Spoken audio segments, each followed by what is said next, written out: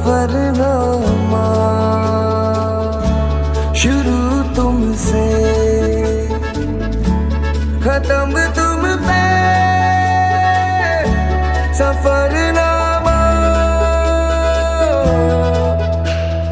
हो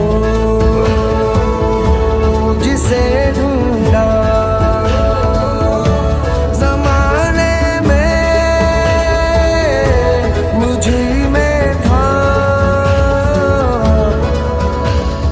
हो मेरे सारे जवाबों का सफरनामा। सभी सम्मानीय अतिथियों एवं सभागार में उपस्थित सभी आगंतुकों का tax bar and practitioners association Chhatarpur की ओर से हार्दिक स्वागत, वंदन और अभिनंदन है। हमारी परंपरा के अनुसार हम किसी भी शुभ कार्य का शुभारंभ माँ सरस्वती के पूजन अर्चन और वंदन से करते हैं। मेरी ओर से उठा तेरी ओर को कदम, पहला मिलेंगे हम।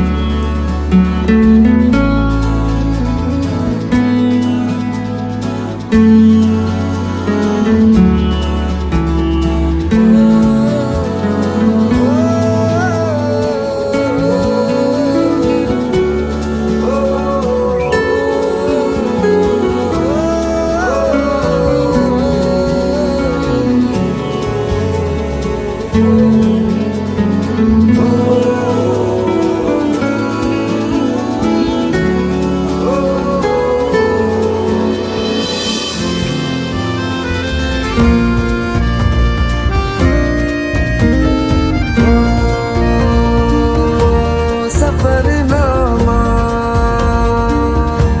पुराना भी नया भी है हो मोहब्बत भी। आप जनसंपर्क अधिकारी के रूप में शपथ ग्रहण कर रहे हैं। मैं Gaurav Mishra tax bar and practitioners association Chhatarpur के जनसंपर्क अधिकारी पद पर मनोनीत घोषित हुआ हूँ। ईश्वर की शपथ लेता हूँ कि उक्त पद के संबंध में मेरे जो भी कर्तव्य हैं उनका मैं पूर्ण निष्ठा और ईमानदारी से निर्वहन करूँगा। कोषाध्यक्ष पद पर मनोनीत घोषित हुआ हूँ। ईश्वर की शपथ लेता हूँ कि उक्त पद के संबंध में मेरे जो भी कर्तव्य हैं उनका मैं पूर्ण निष्ठा और ईमानदारी से निर्वहन करूँगा। मैं tax bar and practitioners association Chhatarpur के Nikhil Rawat tax bar and practitioners association Chhatarpur के लेखा परीक्षक पद पर मनोनीत हुआ हूँ। ईश्वर की शपथ लेता हूँ कि उक्त पद के संबंध में मेरे जो भी कर्तव्य हैं उनका मैं पूर्ण निष्ठा और ईमानदारी से निर्वहन करूँगा। Thank you. मैं Anurag Asati tax bar and practitioners association Chhatarpur tax bar and practitioner association Chhatarpur के सचिव पद पर मनोनीत घोषित हुआ हूँ। ईश्वर की शपथ लेता हूँ कि उक्त पद के संबंध में मेरे जो भी कर्तव्य हैं उनका मैं पूर्ण निष्ठा और ईमानदारी से निर्वहन करूँगा। मैं Sanjay Kumar Mishra Mukesh Kumar Agrawal tax bar and practitioners association Chhatarpur के प्रैक्टिशनर एसोसिएशन उपाध्यक्ष पद पर मनोनीत घोषित हुआ हूँ। ईश्वर की शपथ लेता हूँ कि उक्त पद के संबंध में मेरे जो भी कर्तव्य हैं मैं उनका पूर्ण निष्ठा अरे बाद में उठा लेंगे भैया यार और ईमानदारी से निर्वहन करूँगा। सही तरफ से निकलेंगे। Abhishek Khare, tax bar and practitioners association Chhatarpur tax bar and practitioner association Chhatarpur के अध्यक्ष के अध्यक्ष पद पर मनोनीत घोषित हुआ हूँ। अध्यक्ष पद पर मनोनीत घोषित हुआ हूँ। ईश्वर की शपथ लेता हूँ ईश्वर की शपथ लेता हूँ कि उक्त पद के संबंध में मेरे जो भी कर्तव्य हैं उनका मैं पूर्ण निष्ठा और ईमानदारी से निर्वहन करूँगा। सबसे पहले मैं अपनी tax bar and practitioner association के सभी सदस्यों को हृदय से धन्यवाद ज्ञापित करता हूँ कि आपने मुझ पर विश्वास करते हुए मुझे इस महत्वपूर्ण पद के लिए मनोनीत किया है। यह न केवल मेरे लिए गर्व की बात है बल्कि एक बड़ी जिम्मेदारी भी है जिसे मैं पूरी निष्ठा, ईमानदारी और समर्पण के साथ निभाने का संकल्प करता हूँ। अपनी संस्था की गरिमा को बनाए रखना और इसे नई ऊंचाइयों तक पहुंचाना मेरा मुख्य उद्देश्य रहेगा। मैं ज़्यादा समय न लेते हुए अपनी वाणी को यहीं विराम देता हूँ। जय हिंद, जय भारत। साथियों, जैसा कि मैं देख रहा हूँ एसोसिएशन के इस कार्यक्रम में जो संख्या आई हुई है उस संख्या यह दर्शाती है कि उनका एसोसिएशन के प्रति जो ट्रस्ट और जो विश्वास है उसके लिए मैं चाहूँगा आप सभी एक बार जोर से तालियां अपने लिए बजाएं और यही विश्वास और ट्रस्ट हमेशा एसोसिएशन के लिए बनाए रखें। इसमें कोई दो बात नहीं है कि सर भारत में पहले भी जितनी क्रांतियाँ, जितने सुधार इकोनॉमी और पॉलिसीज के लिए हुए हैं कहीं ना कहीं किसी न किसी एसोसिएशन का एक सकारात्मक योगदान जरूर रहा है। और इसी के आगे बढ़ते हुए एसोसिएशन के नए कार्यकारिणी सदस्यों को मैं अनुरोध करूंगा कि नई ऊर्जा और नई दिशा के साथ कार्यभार संभालें और उसको आगे बढ़ाएं। दूसरा सर, मैं आज बताना चाहूँगा, आज सर आयकर दिवस है और इनकम टैक्स डे ये 166 पूरा देश मना रहा है। 166 साल का ये आयकर का सफ़र है। सबसे सर्वप्रथम 1860 उस समय ये चालू हुआ था। टैक्स प्रणाली, टैक्स पॉलिसी और आप सम्मानीय अधिवक्ताओं द्वारा टैक्स के रिगार्डिंग जो योगदान अभी तक आप देते आए हैं और आज भी आपके द्वारा ये सब सफल बनाए जा रहे हैं, इसके लिए बहुत बहुत धन्यवाद। और बहुत बहुत इस मंच से आज ये अवसर मिला है तो मैं आप सभी से आग्रह भी करूंगा कि आगे भी इस तरह का टैक्स के प्रति अपना डिवोशन और योगदान बनाए रखें। टैक्स बार एसोसिएशन का आज शपथ ग्रहण समारोह संपन्न हुआ। शपथ एक दायित्व होती है और जब किसी पद का कार्यभार ग्रहण करते हैं तो भार शब्द जुड़ा रहता है। उस संस्था के हित में अच्छे से अच्छा कार्य करें, अपने दायित्वों का बोध कराते हुए लखोटिया जी व आप सबने बताया है संस्था कैसे आगे बढ़े। टैक्स का काम एक तरह से जटिल काम भी है और अब टेक्नोलॉजी इन सबसे आसान भी हो रहा है। टैक्स का कानून भी आम लोगों की समझ में नहीं आता है और इनकम टैक्स से बहुत से लोग थोड़ा बचना चाहते हैं। टैक्स का काम ही थोड़ा इस तरह का रहता है कि आम लोग उस धारणा में ज़्यादा आते नहीं हैं और जैसे अभी भी बहुत कम प्रतिशत है जो टैक्स इनकम टैक्स की बात है, जो एक डायरेक्ट टैक्स है उसमें बहुत लोग नहीं है और एग्जम्पशन भी है। आज इनकम टैक्स का दिन भी है 1860 में पहली बार इस देश में इनकम टैक्स का कानून बना। वो अंग्रेजों ने बनाया था, उसको 166 साल हो गए। 1860 के कानून में अंग्रेजों ने कहा, जेम्स विल्सन थे, कि हमें टैक्स की क्यों जरूरत पड़ी, क्योंकि 1857 में प्रथम भारत का प्रथम स्वाधीनता संग्राम हुआ आज़ादी का। उसमें लोगों ने आवाज़ उठाई, यहाँ से जाओ, हमारा जो आप कब्जा किए वो गुलाम बनाए हुए हैं। और उसमें अंग्रेजों का नुकसान हुआ, उनकी कोठियाँ जली, उनकी गाड़ियाँ तोड़ी गई, उनका सब, और टैक्स कलेक्शन। तो उसको भरपाई करने के लिए अंग्रेजों ने एक टैक्स कानून लाए थे। उसके बाद 1922 में आया, फिर 1961 में अपने जब आज़ाद हुआ उसके बाद आया, शायद 25 में भी टैक्स बिल कुछ चल रहा है। इसका सरलीकरण होने का चलता रहता है ये सब, कि कैसे टैक्स, क्योंकि अब टैक्स एक सरकार की आवश्यकता भी है।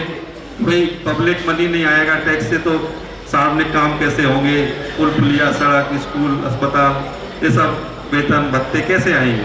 तो अब वो एक सरकारों की आवश्यकता है। अच्छा, वो ठीक भी है, जिनकी आमदनी ज़्यादा है वो टैक्स देना भी चाहिए, क्योंकि सब यहीं आया और यहीं जाएगा, कुएं का पानी कुएं में है। लेकिन उसका एक सही मापदंड हो, वास्तव में जिनकी इनकम अच्छी है उनसे टैक्स भी लिया जाए, लेकिन जिनकी कम इनकम है उनसे उतना ना लेके। और टैक्स कलेक्शन में अधिवक्ताओं का एक बड़ा रोल रहता है, जो करदाता है उनको बात समझाना, उनकी बात सुनना, वो अच्छी आसानी से कर सकते हैं, बजाय एक टैक्सेशन ऑफिसर के।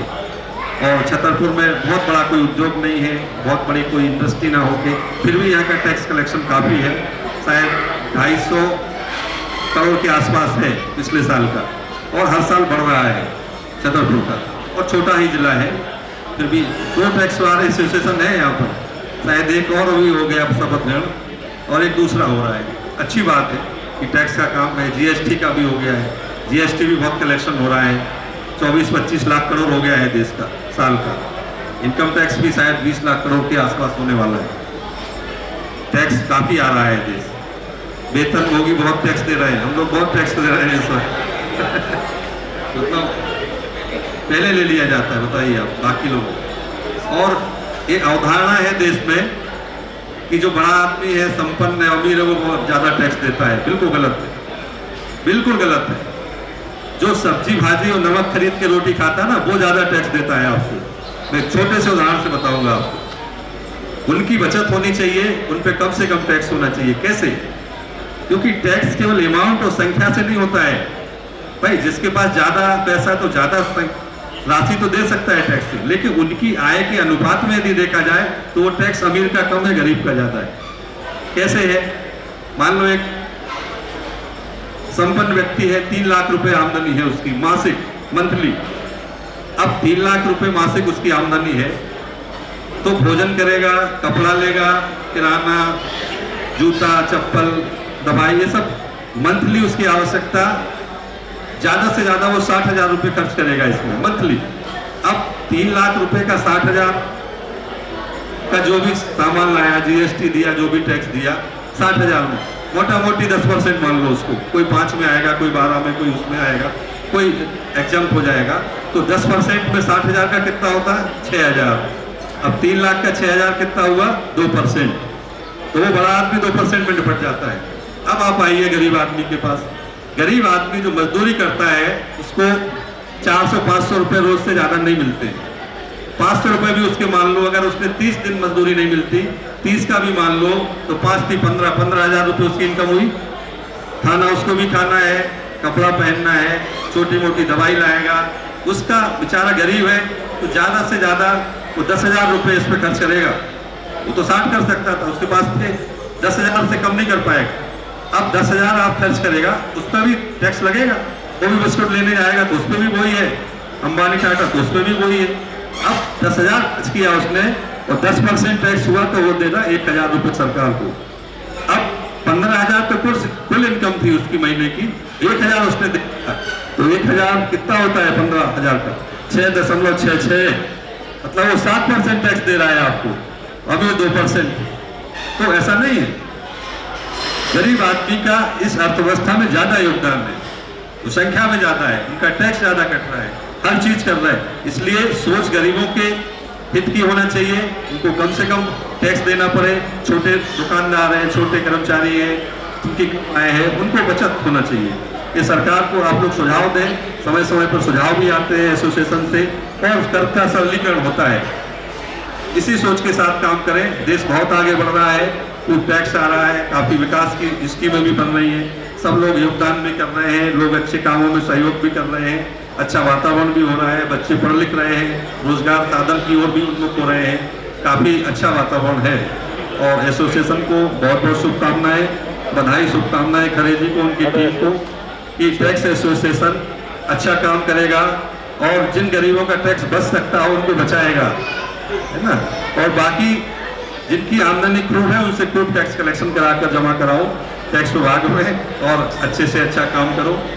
समय भी काफ़ी हो गया है। सभी को शुभकामनाएं, जो यहाँ बैठे हुए हैं, जो आए हैं, और इन्हीं शब्दों के साथ मैं अपनी वाणी को विराम देना चाहूँगा। जय हिंद, जय भारत। धन्यवाद। बड़ा ही सुंदर आयोजन आप लोगों ने रखा है, बड़ी गरिमा में उपस्थिति है और माहौल भी अच्छा है। निश्चित रूप से देवलिया जी जब अपना भाषण दे रहे थे तो मैंने लगा कि ये फैमिली कोर्ट के जज ना होकर के लगता है टैक्स लॉ के बड़ा अच्छा उन्होंने बताया पूरी गणना के साथ, और विशेष काम की चीज़ है। जहाँ तक हम लोगों की बात है तो पहले जब हम लोगों को नगद तनख्वाह मिलती थी लिफाफे में, 1 रुपया रसीदी टिकट वाला वो काट के नारियल दिया करता था, तो हम लोग तो टैक्स के रूप में जाके पत्नी जी को अर्पित कर देते थे, तो पूरा वही खर्चा चलाती थी। ये बाद में चालू हो गया, तनख्वाह जो है हाथों में आने लगी। ठीक है, अच्छी बात है कि हमारे विकास में ये टैक्स जाता है, चाहे वो हर प्रकार का। देश में जितना भी विकास हो रहा है, हम एक विकासशील देश से विकसित देश की ओर जो भी बढ़ रहे हैं, जितनी भी योजनाएं हैं, तो उसका सही रूप से कार्यान्वयन हो, सही हमारे टैक्स का सदुपयोग हो, और इसमें आप सबका योगदान है। हमारे कुछ भाई लोग भी बिजनेसमैन हैं। जब जीएसटी वाला आया तो व्यापारियों को लगा कि भाई ये क्या हो गया है। पहले उन पर जैसे हम लोग जैसे चर्चा हो रही थी कि वेतनभोगी लोगों का तो सीधे सीधे जो आ रहा है दिख रहा है तो कट जाता है। हम लोग 30% के स्लैब में आ गए, 4% उसमें हो गया, 50 लाख से ऊपर में पहुंच गए तो पता लगा कि 10% और सब जा रहा। आज ही मैंने भी इनकम टैक्स भरा है, तो वाइफ का भी भर रहे थे, तो पता लगा कि उन्होंने बताया नहीं था, तो पता लगा कि कोई एफडी है जिसमें 4000 कुछ रुपए का टैक्स आ रहा है। फोन करके पता किया वो भी वर्किंग है, तो उसने कहा मेरी कोई एफडी नहीं है, तो पलट के जवाब आया नहीं है तो भी भर दो। तो टैक्स तो देना ही है, और सरकार को नहीं दोगे तो घर में दोगे। अच्छा है कि हम लोग जो जुर्माना अधिरोपित करते हैं अभी उस पर टैक्स, पता लगा कि मुलजिम लोगों को भी जीएसटी लगने लगे कि इतना तो जुर्माना और इतना जो है जीएसटी का। कोई इंटरटेनमेंट वाला अपराध कर दे तो इंटरटेनमेंट टैक्स लगने लगे। ठीक है, लेकिन सबसे बड़ी बात है कि विकास कार्यों में लग रहा है पैसा, तो इसलिए हम लोग सोचते हैं कि काश ये इनकम टैक्स फ्री होती, लेकिन फिर ख्याल आता है कि नहीं। तो अधिकांश देशों में है, तो हमारा दायित्व है। बहुत से स्टेट ऐसे हैं कि जहाँ बच्चों की शिक्षा या दवाइयों का वो अपने से वहन नहीं करना पड़ता, वहाँ इतनी अच्छी, अमेरिका में भी यही सिस्टम है कि वो सब सरकार देखती है, तो वहाँ लगता है कि चलो ठीक है। लेकिन कुल मिला के आप लोगों को पुनः बधाई और धन्यवाद इस आयोजन में बुलाने के लिए।